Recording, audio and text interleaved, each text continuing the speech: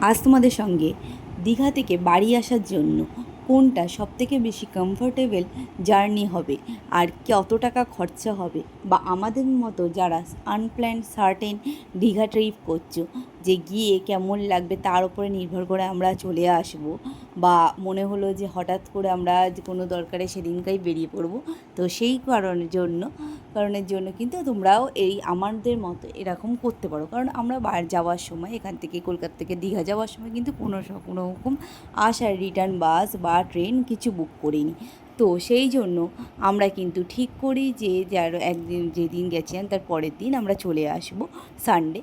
তো সেদিন আমরা যাই রেল স্টেশনে, দীঘাতে রেল স্টেশনের কাছে। আর রেল স্টেশনের কাছে গিয়ে দেখি যে ওখানে কিন্তু সরকারি বাস বুক করারও জায়গা আছে আর প্রাইভেট বাস।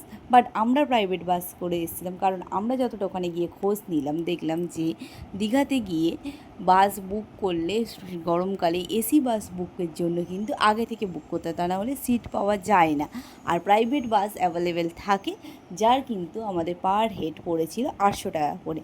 আর এটা ছেড়েছিল আমাদের ঠিক তখন সন্ধেবেলা 5:30-6টা নাগাদ, যেটা কিন্তু বাড়ি আসতে আসতে কিন্তু আমাদের 10:30 বেজে গেছিলো।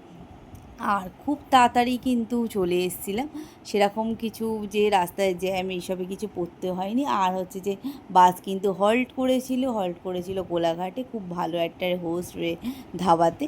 আর সেখানে কিন্তু খুব সুন্দর ওয়াশরুম, পরিষ্কার পরিচ্ছন্ন সব কিছু ছিল, সামনে খুব সুন্দর একটা মন্দিরও ছিল।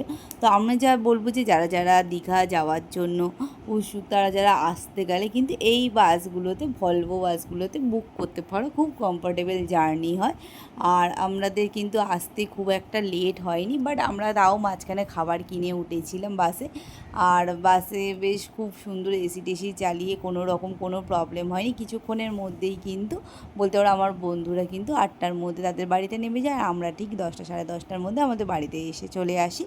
তো তোমরা যদি চাও তো এইটা করতে পারো।